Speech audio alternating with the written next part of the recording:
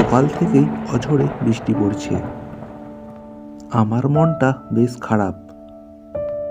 বহু পড়াশোনা করেছি, কিন্তু আজ পর্যন্ত কোনো চাকরি করতে পারিনি।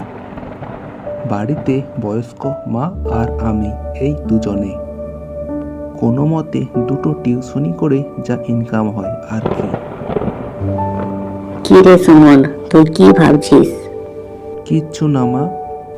আমি জানি তোর মনের কথা। কি আর করবি বল, আমাদের পোড়া কপাল। গ্রামের এত লোকের চাকরি হচ্ছে, তবু তোর চাকরিটা হচ্ছে না। হ্যাঁ মা, এত চেষ্টা করার পরও আজ পর্যন্ত একটা চাকরি জোগাড় করতে পারলাম না। পাড়ার রবিন আর তুই তো একই বয়সী। ও তো শহরে ভালো ব্যবসা করছে। ওকে তো তুই বলে ওর কাছে একটা চাকরির ব্যবস্থা করতে পারিস।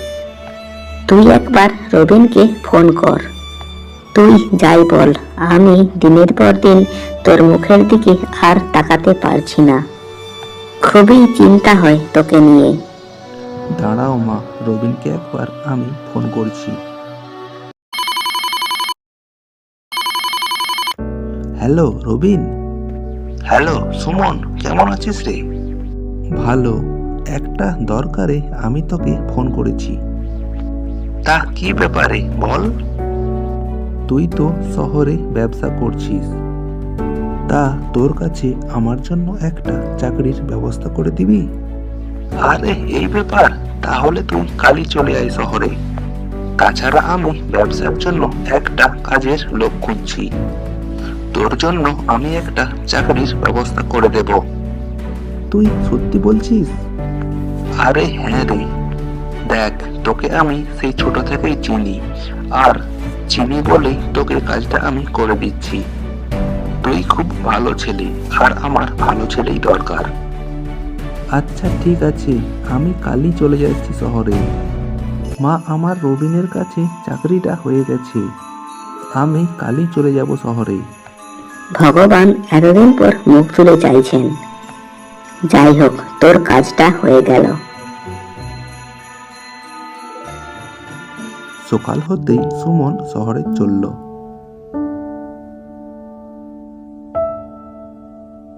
পথের মধ্যে একটা জঙ্গল পড়ল, আর সেখানে একটা ডাইনি থাকতো। সে খুবই দুষ্টু ছিল। সে মানুষের পথ আটকে তার কাছ থেকে ভালোমন্দ খেত। এই জঙ্গল পার করেই শহরে যেতে হয়। এই তো, এই পথ দিয়ে যেখানে আসছে, এইবার ওকে আমার ফাঁদে পড়তেই হবে।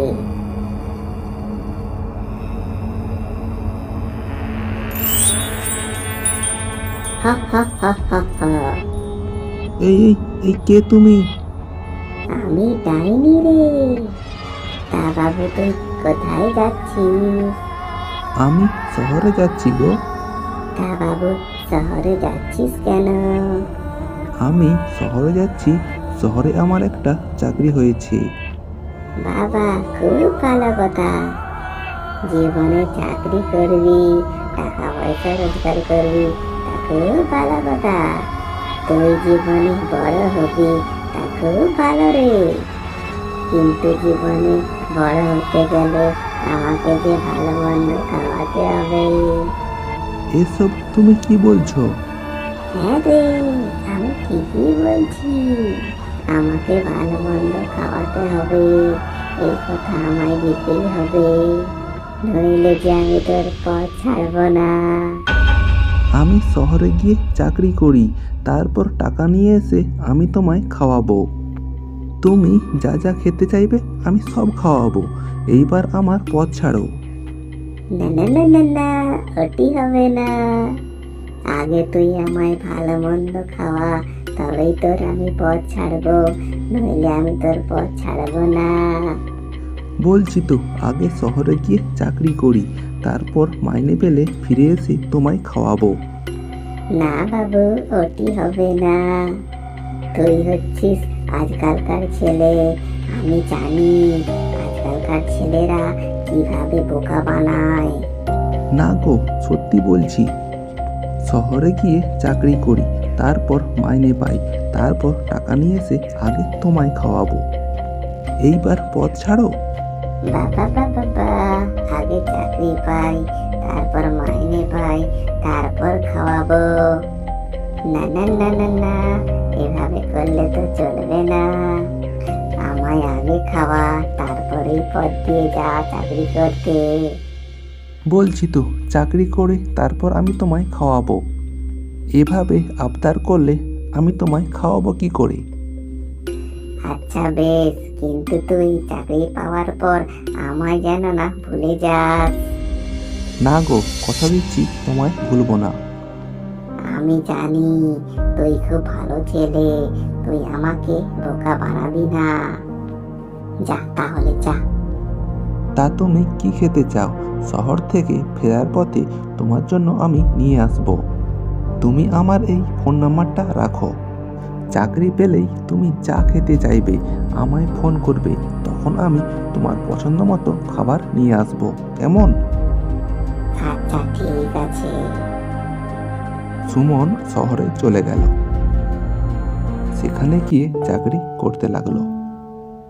এদিকে মাস শেষ হলো, সুমন মাইনে পেল। সুমন আনন্দে আত্মহারা হয়ে গেল। এই প্রথম চাকরির প্রথম মাসের মাইনেটা পেয়েছে। সুমন মাকে ফোন করলো। হ্যালো মা, আমি আজকে চাকরির প্রথম মাসের মাইনেটা পেয়েছি। তা বেশ, আমি শুনে খুবই খুশি হয়েছি। তা তোমার জন্য কি নিয়ে যাব শহর থেকে? আমার কিচ্ছু চাই না, তুই ভালো আছিস তো বাবু? হ্যাঁ মা। তা কবে বাড়ি ফিরছিস? সামনের সপ্তাহেই। তা সাবধানে আসিস কেমন? এদিকে ডাইনিটি বুঝতে পারলো আজকে মাস শেষ হয়েছে, সুমন মাইনে পেয়েছে। তা আমার জন্য ভালো মন্দ খাবার নিয়ে আসবে, ও কথা দিয়েছিল আমায়। তা কি খাওয়া যায়, কি খাওয়া যায়? হ্যাঁ, এই মনে পড়েছে। সেই মতোই ওকে খাবার অর্ডার করব আমি। এই তো সরষে ইলিশ, খাসির মাংস, বড় বড় রাজভোগ, ভেটকি মাছের পাতুরি। কতদিন আমি এইসব খাইনি। যাই যা, এগুলো ওকে আনতে বলি আমি। দেখি তো ফোনটা, ওর নাম্বারটা কোথায় গেল? হ্যাঁ, পেয়েছি ওর নাম্বারটা। এবার ওকে ফোন করি। এই রে, কে এটা ফোন করেছে আবার? ও, এটা তো ডাইনির নাম্বার। না না, ওর ফোন তোলা যাবে না। কি হলো, আমার ফোন তুলছে না কেন? ব্যাপারটা কি? আরেকবার ফোন করি তো। হ্যাঁ বলো। কি রে বাবু, তুই চাকরির মাইনেটা পেয়েছিস তো? হ্যাঁ। তা তুই আমাকে একেবারে ভুলে গেলি নাকি? না না গো, ভুলিনি তোমায়। তাহলে আমার ফোনটা তুলছি না কেন? এই রে, ছেড়েছি। না গো, কাজে একটু ব্যস্ত ছিলাম। তা আমাকে কথা দিয়েছিলি মাইনে পেলে আমায় ভালো মন্দ খাওয়াবি। হ্যাঁ গো, তা কি ভালো মন্দ খাবে বলো? এই তো বেশি কিছু না, সরষে ইলিশ, কচি পাঁঠার মাংস, ভেটকি মাছের পাতুরি, বড় বড় রাজভোগ, এইগুলোই নিয়ে আয় কেমন? আচ্ছা বেশ। যা সালা, মাইনের পুরো টাকাটাই তো শেষ হয়ে যাবে। তাহলে আমি খাবো কি, আর মায়ের জন্যই বা কি নিয়ে যাব? খুবই সমস্যায় পড়লাম তো, কি করা যায়? মায়ের জন্য না হলেও ওকে আমায় খাওয়াতেই হবে। ঝুড়িতে করে ডাইনির কথা মতো খাবার নিয়ে চলে গেল।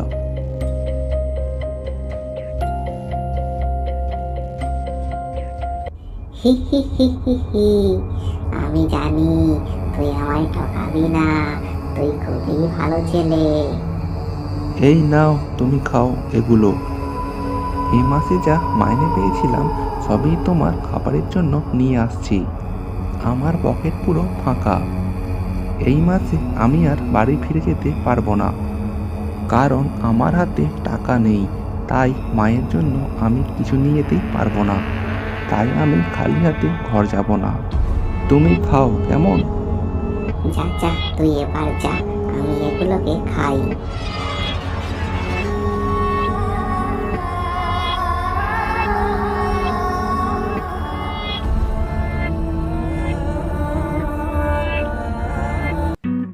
আহ, পেটটা একেবারে ভরে গেল, খুব আন্ডে ফান্ডে গিললাম। গ্রাম থেকে মা ফোন করলো। বাবা, তুই এলি বলে এলি না, তোর পথ চেয়ে বসে থাকলাম আমি। না মা, আমার শরীরটা ভালো নেই, আমি পরের মাসে যাব, কেমন? মাকে মিথ্যে কথাটা বললাম, হাতে একদম টাকা নেই, তাই আমি বাড়ি যাইনি। সব টাকা ওই ডাইনির পেটে চলে গেছে। পরের মাসে মাইনে পেতেই যাই, যা এইবার আমি বাড়ি যাব, মায়ের জন্য কিছু হলেও এইবার নিয়ে যেতেই হবে। ডাইনিটি আজকে মাস শেষ হয়েছে, সুমন আবার মাইনে পেয়েছে এই মাসের। সুমনকে আবার বোকা বানিয়ে ওর ঘাড়ে বসে আন্ডে ফান্ডে ভালো মন্দ গিলতেই হবে। দাঁড়া, ওকে একবার ফোনটা করি। কি রে সুমন, কি করছিস? এবারে তো মাস শেষ হলো, তা আমার জন্য কি ভালো মন্দ নিয়ে আসছিস? না না, তোমার জন্য এইবারে কিছু নিয়ে যেতে পারবো না, এবার আমাকে আমার মায়ের জন্য কিছু নিয়ে যেতে দাও। হ্যাঁ রে, তা বলে তুই আমাকে আর খাওয়াবি না? তোকে এতদিন আমি এই জানলাম। না না, এবার আর তোমাকে খাওয়াতে পারবো না। হি হি হি হি হি, তাহলে তোর আমি পথও ছাড়বো না, এই পথ দিয়ে তোকে তোর বাড়ি যেতে হবে। আচ্ছা, তুমি কষ্ট করে রোজগার করে খেতে পারো না? না রে, তোদের মতো বোকা ছেলে থাকতে আবার কেন কষ্ট করে রোজগার করে খাবো? দেখ, বলে দিলাম, শহর থেকে ফেরার পথে ভালো মন্দ নিয়ে ফিরিস, কেমন? নইলে আমি তো পথ ছাড়বো না। ফোনটা রেখে দিলাম। কি সমস্যায় পড়লাম তো, কি করা যায় এখন? এইবার ডাইনিটাকে উচিত শিক্ষা দিতেই হবে আমায়। সঙ্গে একটা ঝাঁটা নিয়ে সুমন চলল ডাইনিটাকে শিক্ষা দিতে। কিরে সুমন, আমার জন্য তুই কি খাবার নিয়ে এসেছিস? খাবার না নিয়ে এলে তো আমি তোর পথ ছাড়বো না। তুই পথ ছাড়বি কিনা বল। বলে বাবা রে, এই যে আবার আমার ভয় দেখা। দেখ তবে কে কাকে ভয় দেখায়, দেখ।